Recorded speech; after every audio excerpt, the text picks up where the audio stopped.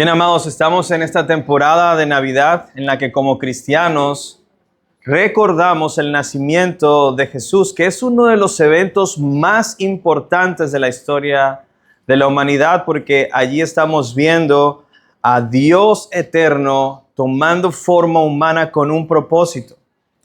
Y es que, aunque recordamos el nacimiento, ese nacimiento trascendía en cuanto a la misión que ese pequeño bebé que nació allí en Belén tenía. Mi deseo es que en este sermón podamos entender hacia dónde se dirigía ese bebé, porque lo que sucedió aquella noche va más allá.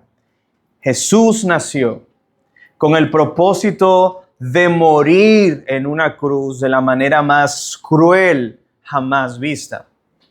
Y la pregunta que quiero traer al corazón en esta meditación de domingo hoy es: ¿por qué Jesús vino a morir?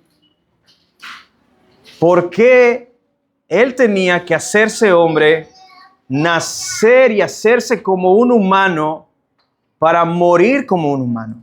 ¿Cuál es el significado de la muerte de Jesús?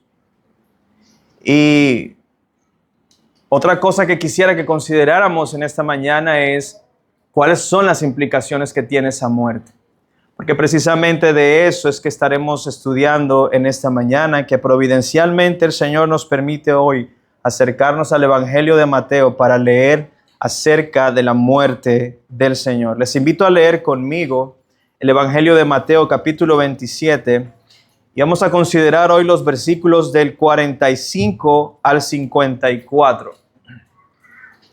Mateo 27 del 45 al 54. Dice así la palabra de Dios. Desde la hora sexta hubo oscuridad sobre toda la tierra hasta la hora novena.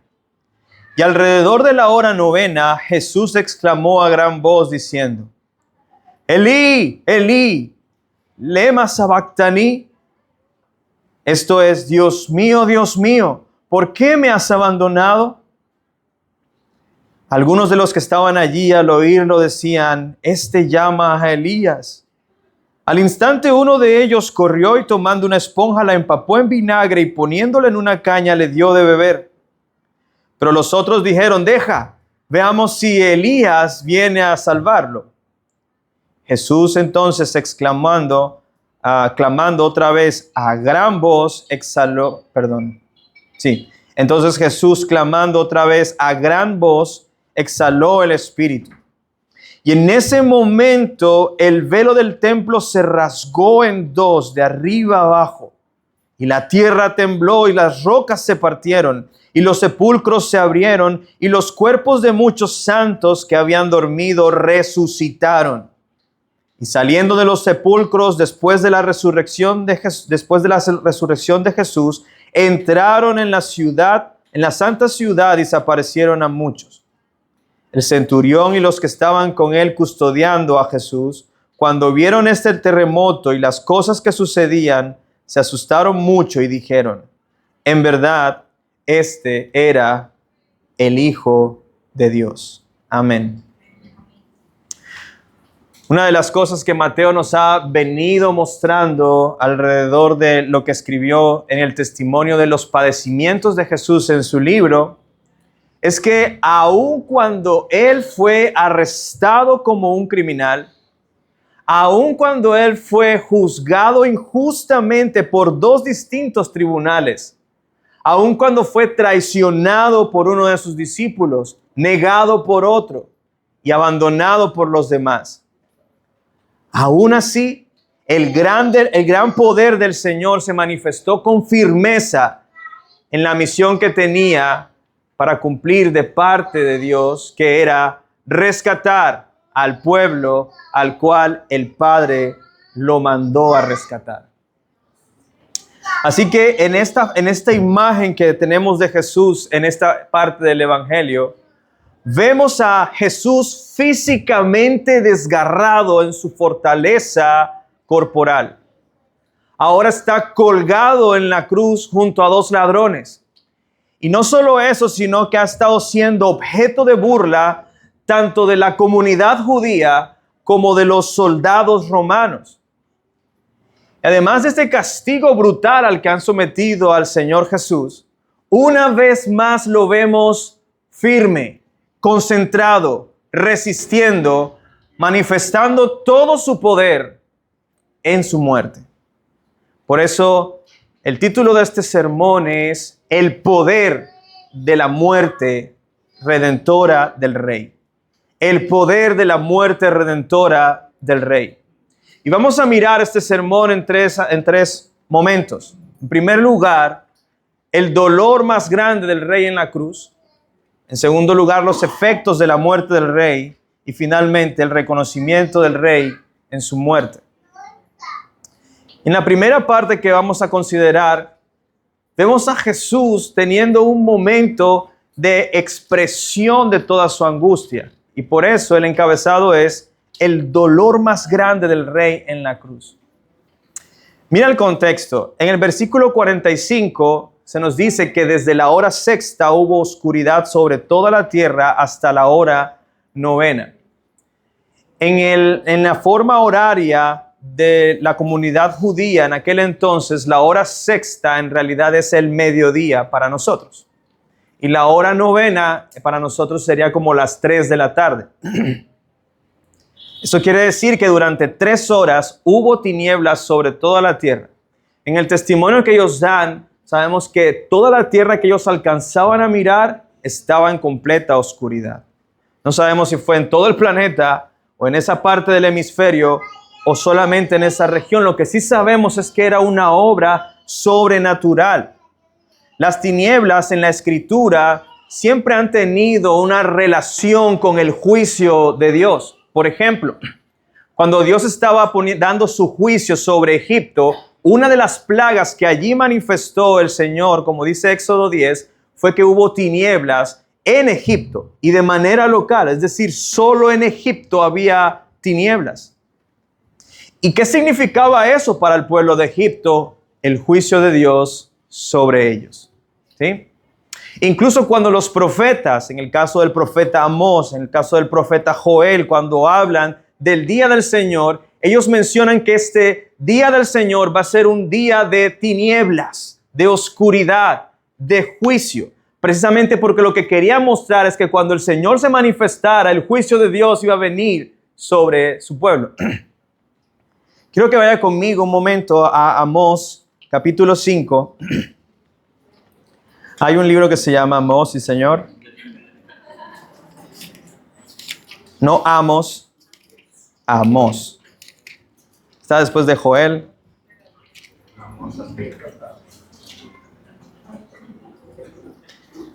Y vamos a leer allí en el capítulo 5 las palabras del profeta, los versículos 18 y 20. Mira, él está hablando del juicio que Dios iba a traer a través de la venida del Señor. Por eso le llama el día del Señor. Mira las palabras del profeta. ¡Ay de los que ansían el día del Señor! Y parece raro, ¿verdad?, que el profeta diga, oye, pero si el día del Señor se entiende que es un buen día. Y el profeta lo dice de manera negativa. ¡Ay de los que ansían el día del Señor! ¿De qué les servirá el día del Señor? Será tinieblas y no luz. Como cuando uno huye de un león y se encuentra con un oso, o va a la casa, apoya la mano en la pared y lo muerde una culebra. ¿No será tinieblas el día del Señor y no luz, oscuridad y no resplandor? Y esto es interesante porque en esta temporada que pensamos, y esto lo leí de un autor, en esta temporada que consideramos el nacimiento de Jesús, piénsalo por un momento. En medio de la noche oscura, cuando Jesús nació, los pastores en Belén pudieron ver un gran resplandor que llenó e iluminó esa noche para ellos.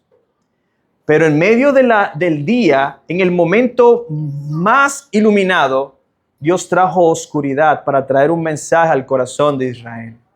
Lo que está sucediendo en aquel monte es el juicio de Dios.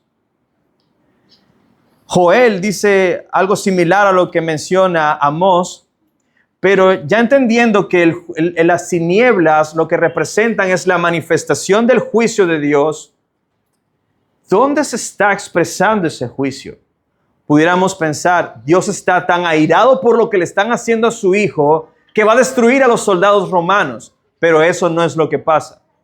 Dios está tan molesto con los líderes de su pueblo que va a destruir al templo y a todo el Sanedrín. Pero eso no es lo que está sucediendo. ¿Dónde se está manifestando el juicio de Dios por el pecado?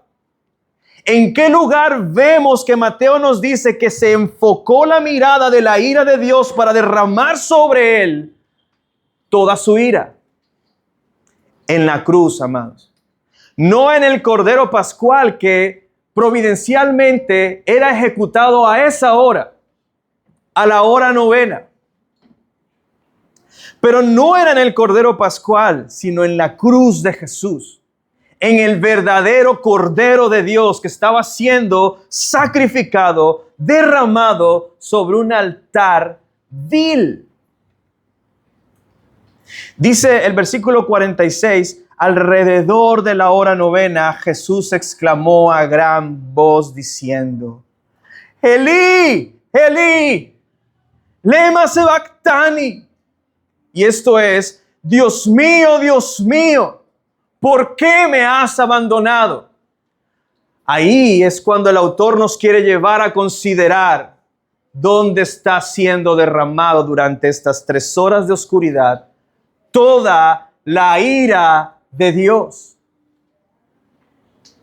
Por eso cuando Jesús le dijo a sus discípulos, ¿ustedes pueden beber de la copa que yo voy a beber? Sí, Señor, lo sabemos. Ustedes no saben de qué se trata esa copa. Yo beberé la ira que merecían, una eternidad de infiernos para ustedes. La voy a absorber.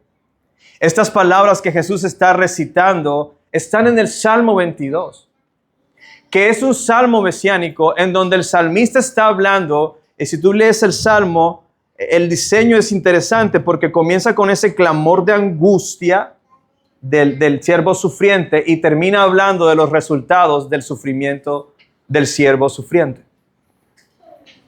Y lo que Jesús está tratando aquí es que en este momento se está cumpliendo las palabras que fueron escritas en el Salmo 22 para hablar acerca de la angustia que sentía el Señor de recibir sobre él la ira de Dios, lo cual estaba haciendo en expiación por el pecado de su pueblo. Yo quiero que tú entiendas esto.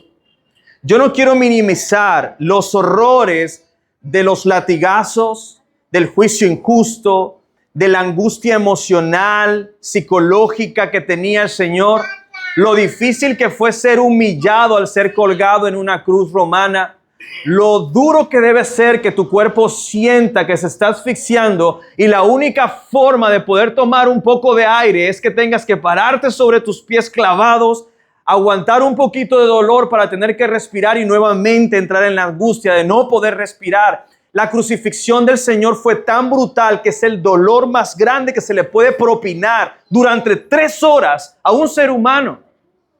Él estaba siendo desgarrado físicamente, pero el dolor más grande que Jesús sintió sobre sí fue cuando hubo tinieblas y la ira del Señor se derramó sobre su ser. Él estaba absorbiendo la ira de Dios. La ira de Dios que estaba destinada para Andrés Aguilar durante toda la eternidad. Y asimismo, la ira de Dios que estaba destinada para millares y millares de personas que han sido redimidas por la fe en Jesús, que merecían el infierno eterno para ellos. Cristo, todos esos infiernos, los absorbió para Él. Él vino a recibir la ira que su pueblo escogido merecía. Y durante 3 horas la absorbió sobre sí. Y esto es interesante porque nadie más podía resistir esto.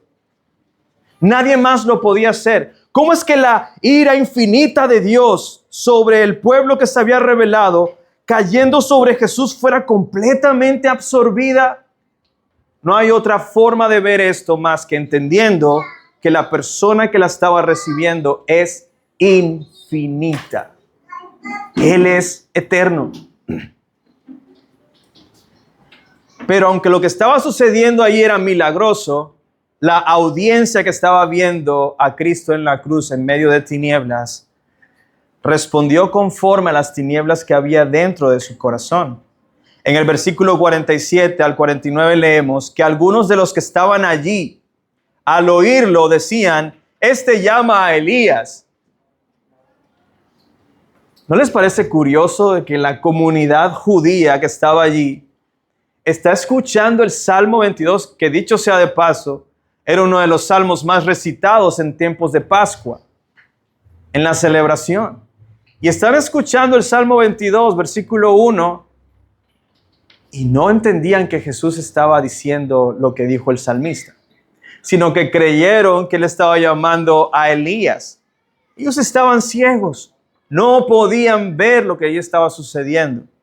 Pero no solo eso, sino que al instante uno de ellos, tomando una esponja, y probablemente se trate de un soldado romano, porque los judíos no podían llegar y hacer lo que ellos quisieran, pero cualquiera de ellos pudo haber tomado esta esponja, la empapó en vinagre y la puso sobre una caña para dársela de beber a Jesús. Y ese no fue un acto de misericordia, como algunas personas pudieran pensar.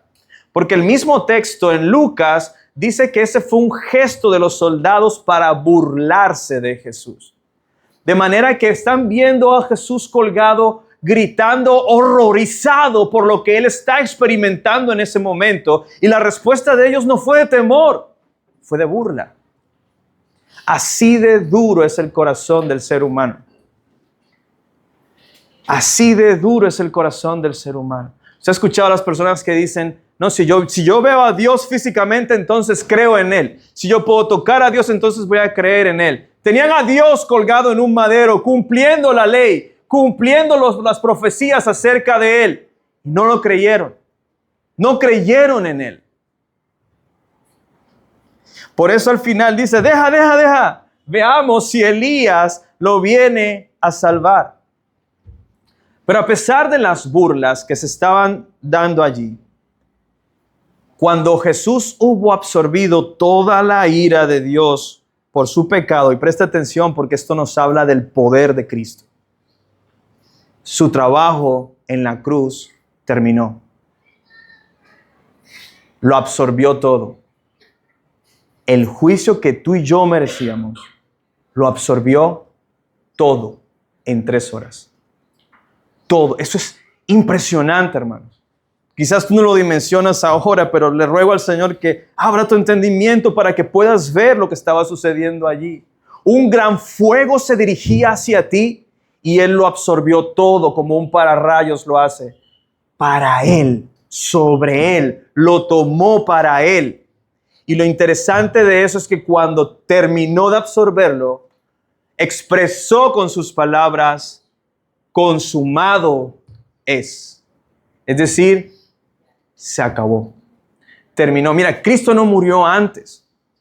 Cristo no murió después, se dio un tiempito para... No, Cristo murió en el momento en el que Él quiso morir, en el que Él decidió morir. ¿Usted recuerda las palabras de Jesús a sus discípulos? A mí nadie me quita mi vida. Nadie puede quitarle la vida a Él. Más bien yo la pongo y la doy porque tengo el poder para tomarla de regreso. Ese es el poder de Jesús. Esa es la autoridad que Él tiene. Él puede dar su vida y en el momento en que Él absorbió toda la ira de Dios que venía por el pueblo escogido, entonces dijo las palabras que leemos en Juan 19:30. Consumado es. Consumado es. Entonces dice el versículo 50, aquí en Mateo 27, Jesús, clamando otra vez a gran voz, exhaló el espíritu. Es decir, murió. Terminó su obra y murió. Amados, el trabajo que Jesús acaba de terminar de hacer es lo que en el Antiguo Testamento se conoce como la expiación del pecado. Y quizás tú dices, ¿qué es esa palabra tan rara, expiación? Probablemente algunos no saben qué es expiación. No, mentira. Porque de pronto son muchos, ¿no? Entonces, vamos a explicar qué es expiación. La expiación es la muerte sustitutiva del Cordero de Dios que cancela la deuda penal que el pecador tiene con la justicia de Dios. Si tú lo miras en los rituales del Antiguo Testamento, ¿qué era lo que pasaba? ¿Cómo era el ritual de la Pascua? El sumo sacerdote que representaba al pueblo ponía sus manos sobre el cordero. Este era un cordero escogido. Este podríamos decir es el Cordero de Dios. Y él estaba tomando el lugar del pueblo. Por eso cuando el sacerdote pone sus manos sobre el cordero, es como si estuviera traspasando toda la culpa del pueblo sobre ese cordero. Y luego de pasar toda la culpa sobre ese cordero era degollado. Esa muerte en donde el cordero está sustituyendo al pueblo, cancela la deuda penal que el pueblo que pecó tiene delante de la justicia de Dios. ¿A dónde crees que está apuntando siglos de esa misma práctica año tras año? Aunque hubo años que no se hizo, pero igual, allá había un mensaje para nosotros. Eso estaba apuntando a Jesús. Aquí tenemos al Cordero de Dios, que durante 3 horas de oscuridad recibió la ira de Dios sobre él. Y una vez que hubo recibido toda la culpa del pueblo, haciéndose maldición, él entregó su vida, murió. Y amados, esto es muy importante, porque las palabras, el grito de Jesús, desgarrador, no es un asunto pequeño. Y este es un gran misterio. Yo no quiero decir nada que termine siendo especulación, porque lo que estamos viendo es al Hijo de Dios llorando, desgarradoramente, diciéndole al Padre, ¿por qué me has abandonado? Piénsalo por un momento. La relación eterna más perfecta que existe en el universo. Jesús se siente ahora abandonado por el Padre, por primera vez en toda su existencia. Lo interesante es que lo que Jesús estaba haciendo era sustituirnos. ¿Quiénes debían ser abandonados por Dios eternamente? Tú y yo. Pero al morir Él recibió el abandono que tú y yo merecíamos. Dios no dejó de amar a Jesús allí, porque incluso Jesús mismo dice, por esto me ama el Padre, porque yo doy mi vida en rescate de mi pueblo. Pero lo que sí estaba pasando allí era que Jesús estaba experimentando la muerte terrible que tú y yo merecíamos por nuestros pecados. La expiación es la muerte sustitutiva del Cordero de Dios, en este caso Jesús, la gran Pascua, que cancela la deuda penal que el pecador sustituido tiene con la justicia de Dios. Ahora tú entiendes por qué Jesús dijo, consumado es. Amados, este es el epicentro de nuestra fe. El cristianismo tiene su fundamento en esto que estamos leyendo, en la muerte expiatoria del Cordero de Dios, en la muerte redentora de Jesucristo el Rey. Y la pregunta entonces es, si eso es lo que significa la muerte de Jesús, que ahora mis pecados han sido cancelados, la culpa por el pecado ha sido cancelada, ¿qué efectos tiene, qué implicaciones tiene esa muerte, no solo para nosotros, sino que se pudieron evidenciar inmediatamente allí? Y el relato de Mateo, como el de los otros evangelistas, tiene como propósito mostrarnos qué pasó luego de la muerte de Jesús. Y es el segundo enunciado de este sermón, los efectos de la muerte del Rey. Los efectos de la muerte del Rey. Mateo menciona 2 efectos, es decir, Jesús murió e inmediatamente 2 cosas sucedieron allí. La primera es que el velo del templo se rasgó, ¿verdad? Dice el versículo 51, en ese momento el velo del templo se rasgó en 2, de arriba abajo, y la tierra tembló y las rocas se partieron. Ahora, yo he visto películas que muestran el templo, ¿no? Y parece que el velo es como esas cortinitas de seda casi transparentosas, y no era así. En realidad el velo era un asunto bastante pesado, bastante fuerte, al punto de que algunos historiadores mencionan que el velo no podía ser roto si tú atabas de un lado a un caballo y a un lado, del otro lado, el otro caballo, ellos no lo podían romper, así los movieran y lo movieran, no se podía romper. Era un pedazo de tela, de lino torcido, que medía entre 20 metros por 10, más o menos. Era un manto grandísimo. Y el propósito era separar el lugar santísimo del lugar santo para hablar que hay una división que nos separa de la presencia de Dios. Ese era el mensaje. Que nadie puede entrar allí. Inclusive en el tiempo de la Pascua, el sumo sacerdote era el único que luego de haber hecho el sacrificio del cordero podía entrar en el lugar santísimo. Nadie más podía entrar allí. Es decir, primero tenía que morir el cordero para que entonces el sacerdote pudiera entrar, porque si él entraba así porque le dio la gana, él es el sumo sacerdote, moría inmediatamente. Así que el mensaje del velo era sencillo. Hay una división entre Dios y su pueblo.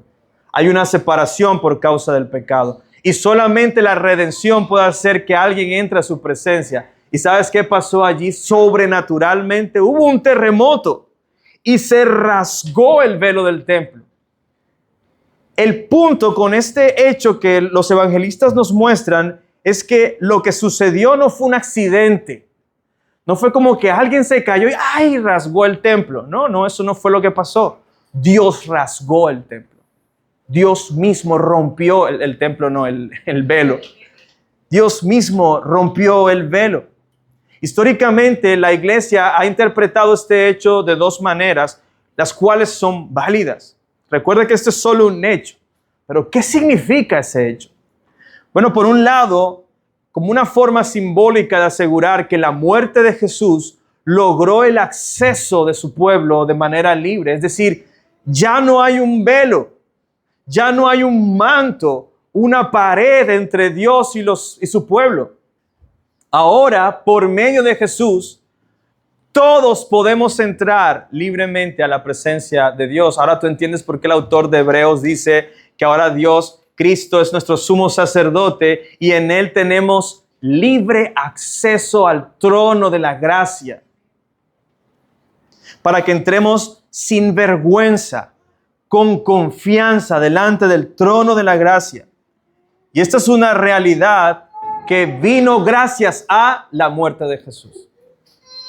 Pero por otro lado, la rotura o que el velo se rasgara de esa manera sobrenatural, también podría significar una representación visual de la obsolescencia del templo o de la realidad de que Dios ya no sería encontrado allí. Usted recuerda que Ezequiel tuvo una visión en donde veía al trono, la gloria de Dios saliendo del templo y yéndose de allí. Bueno, algunos entienden de que algo similar está pasando aquí, porque en realidad ya nosotros no vamos a un templo a buscar a Dios. Ahora tú puedes encontrar a Dios en cualquier zona del planeta Tierra. Eso fue lo que Jesús le dijo a la mujer samaritana. Viene el tiempo y ahora es que los verdaderos adoradores adorarán al Padre ya no en un lugar, sino en espíritu y en verdad. Así que ahora solamente se tiene acceso a Dios por medio de la fe en Jesús. No hay otra forma. No hay otro ritual. No hay un templo. No hay nada diferente a la fe en Jesús que pueda hacer que tú tengas acceso a Dios. Amén. Si no lo cree, créalo, hermano, porque eso es lo que usted está viendo como efecto de la muerte de Jesús. El segundo efecto que Mateo nos narra aquí, que inmediatamente sucedió, fue la resurrección de los santos. Hubo algunos santos que murieron, es decir, hombres y mujeres piadosos que esperaban la consolación de Israel.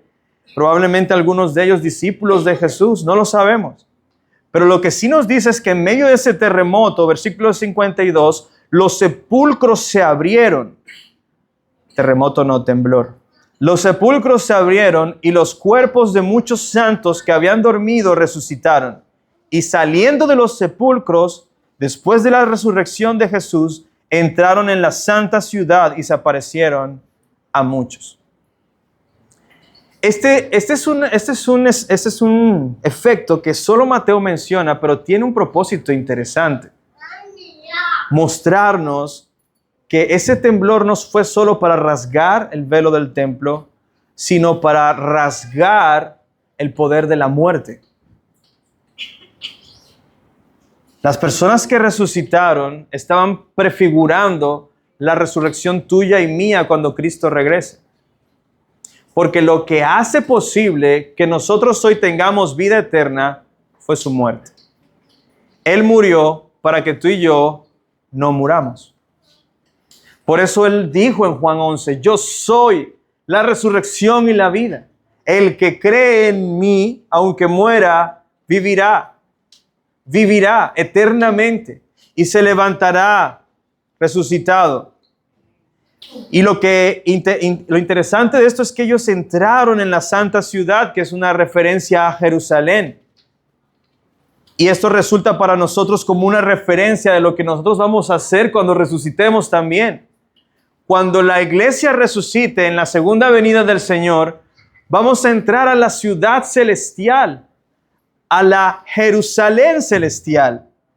Entonces no se trata solamente de que la muerte de Jesús garantiza para nosotros el perdón de los pecados. No garantiza solamente la adopción como miembros del pueblo de Dios. No garantiza solamente que ahora tenemos acceso delante de Dios libremente y con confianza, sino que garantiza también nuestra resurrección. Él murió para que tú resucitaras. Y no solo eso, sino que nos concede entrada en la ciudad de Dios, donde su gloria lo llena todo eternamente. Amados, si te das cuenta, la muerte de Jesús tiene implicaciones demasiado importantes. Demasiado importantes. Usted ha escuchado que las personas muchas veces dicen, cuando van a predicar el evangelio, Dios tiene un plan maravilloso para tu vida. Y lo que muchas personas allá afuera interpretan del plan maravilloso de Dios es que Dios me va a dar una esposa bonita, que me va a dar un carro, que me va a dar una buena casa, que mis hijos van a ir a la universidad. Para ellos ese es un plan maravilloso, pero no entienden este plan que es mejor. Aunque implique sufrimiento, aunque implique participar de las vergüenzas de la cruz, aunque implique tomar la cruz y seguir a Jesús, aunque implique morir por Jesús, este es un mejor plan.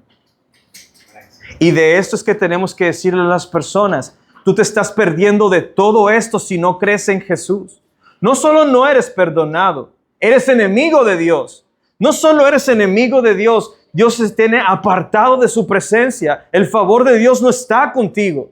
No solo eso, sino que si mueres irás al infierno eternamente y no podrás de ninguna manera, una vez que mueras, contemplar al santo Dios en la ciudad eterna, sino que contemplarás eternamente su ira por siempre. Ahora, esto es importante tenerlo claro, amados hermanos, porque el significado de la muerte de Jesús es, como les decía, el centro de nuestra fe. Su muerte y su resurrección son el centro de nuestra fe. Mira todo lo que Cristo hizo. Mira todo lo que ganó para el favor de sus escogidos. Contempla la gran riqueza que Cristo ha ganado para nosotros al morir en la cruz. Pero al finalizar el testimonio de la muerte de Jesús, Mateo nos da un dato súper importante. Inclusive, entendiendo que Mateo está siendo inspirado por el Espíritu Santo y uno de los propósitos que él tiene es mostrar el alcance de la muerte de Jesús, vemos uno de los milagros más inauditos que suceden allí al pie de la cruz.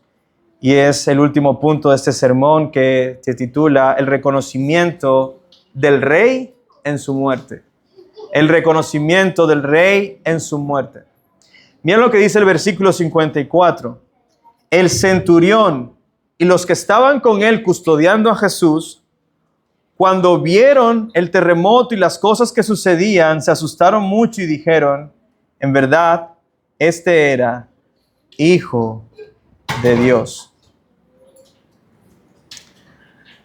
Amados, ¿cómo comenzó la narración de la crucifixión de Jesús? Si no se acuerdan, comenzó con 600 soldados romanos desvistiendo a Jesús, burlándose de él, vistiéndolo de rey para burlarse de él. Estas personas no estaban considerando, ¿será que este rabino judío ¿En realidad será el Mesías Redentor? Ellos no estaban pensando eso. Ellos estaban burlando de Jesús y del pueblo judío de paso. Así que verlos a ellos cambiar de opinión es milagroso. Eso solamente Dios lo puede hacer. Y vimos esa imagen igual en el testimonio que nos da Lucas acerca de los dos malhechores que estaban en la cruz al lado de Jesús. Uno de ellos, sin darnos nosotros cuenta como lectores, de repente pudo ver en Jesús al Mesías y le dijo: Señor, acuérdate de mí cuando vengas en tu reino. Y lo que está sucediendo aquí es que luego de que hubo este terremoto y todas estas cosas sucedieron, la guardia romana que estaba allí, los soldados romanos que estaban allí, mirando al crucificado, pudieron confesar con su boca: verdaderamente este era el Hijo de Dios. Solo Dios puede hacer que hombres perversos, crueles y malvados como estos de repente cambien de parecer acerca de quién es Jesús. Y mi deseo, mi oración ha sido que esta audiencia que hoy está delante de este púlpito pueda también ser abierto su corazón para que puedas cambiar, si tú no eres cristiano, tu parecer respecto acerca de Jesús. Que dejes de pensar que Jesús fue un buen rabino judío. Que dejes de pensar que Jesús fue un buen hombre simplemente. Jesús es el Hijo de Dios. Y estaba dando su vida para rescatar a muchos, de los cuales tú, si crees, puedes ser uno. Amados, el hecho de que Mateo mencione esta confesión que hacen los soldados romanos tiene un propósito especial. Mostrar que los gentiles, ante la predicación del Evangelio, también podían ser salvos. Él quiere hacer eso. Así termina su libro. El libro de Mateo termina con la comisión de Jesús a los discípulos. No dice, vayan solo a las familias de Israel. Dice, vayan a todas las naciones. ¿Por qué? Porque el poder de la cruz va a hacer que todos, incluyendo gentiles, al creer, sean salvos. Sean salvos. Yo creo que entonces Mateo le está dando este dato a su audiencia y no es un dato menor. Es un dato que da esperanza. O sea que la salvación no es solo para el pueblo judío, también es para los gentiles. Por lo tanto, al finalizar, la pregunta se debe trasladar entonces a nuestros corazones. ¿Qué piensas acerca de Jesús? ¿Cuál es tu concepto de Jesús? Ahora, no solo qué piensas acerca de Jesús, sino cómo vives a la luz de lo que piensas acerca de Jesús. ¿Crees que Jesús es el Cordero de Dios? ¿Crees que Jesús es el Rey Redentor? ¿Crees que Jesús es el Salvador de pecadores? Bueno, si eso es lo que piensa tu corazón, vive conforme a ese pensamiento. Tú puedes ver en la cruz de Jesús, en la muerte del Señor, todas las riquezas que Él ganó para los que crean en Él. ¿O te da igual? Eres indiferente. Sí, qué bonita historia de Jesús, pero hasta ahí. Oh, amado, yo ruego que tú seas como el centurión, que pudo ver a Cristo ganando riquezas de gracia para su pueblo y tú accedas a ellas al creer. Por ahora, vamos a resumir lo visto en este sermón con dos preguntas. ¿Cuál es el significado de la muerte de Jesús? Y yo espero que al salir de acá, tú no digas solamente Él murió por nuestros pecados, sino que puedas entrar en el concepto, ¿verdad?, que es la expiación, cancelar la deuda que el pecador que cree en Jesús tenía con la justicia de Dios. ¿Y qué efectos, una segunda pregunta, tiene esa muerte? Bueno, no solo nos dio perdón, Él fue abandonado para que tú fueras adoptado. Es decir, que tú eres hijo de Dios y crees en Él. Y eso es glorioso. Pero no solo adopción, también te dio libre acceso al trono de la gracia. Pero no solo te puedes acercar al Santo Dios, sino que ahora tienes la esperanza de una vida eterna cuando resucites con Él. Pero no solo tienes la resurrección como esperanza en tu corazón, tienes en la perspectiva un horizonte en donde tú y Jesús están viviendo juntos eternamente en su ciudad, donde Él llena y satisface todo tu ser. Ahora tú entiendes por qué el apóstol Pablo podía decir, miren, la vida en este mundo es para Cristo, pero morir es mejor. Morir es mejor. No porque él estuviera deprimido y le gustara la muerte, sino que él entiende que su muerte él no iba a morir. Él sabía que la muerte va a ser vencida cuando Jesús regrese y sea absorbida completamente y nosotros en cuerpos resucitados disfrutemos de su gloria por siempre. Es por eso, amados, que la muerte de Jesús en la cruz es el evento más importante de la historia de la humanidad. Sin su muerte no tendríamos vida, porque allí el Rey ganó para nosotros, su pueblo, la redención. Amén. Así que, amados, vivamos honrando, amando la gracia que hemos recibido en la cruz de Jesús. Amén.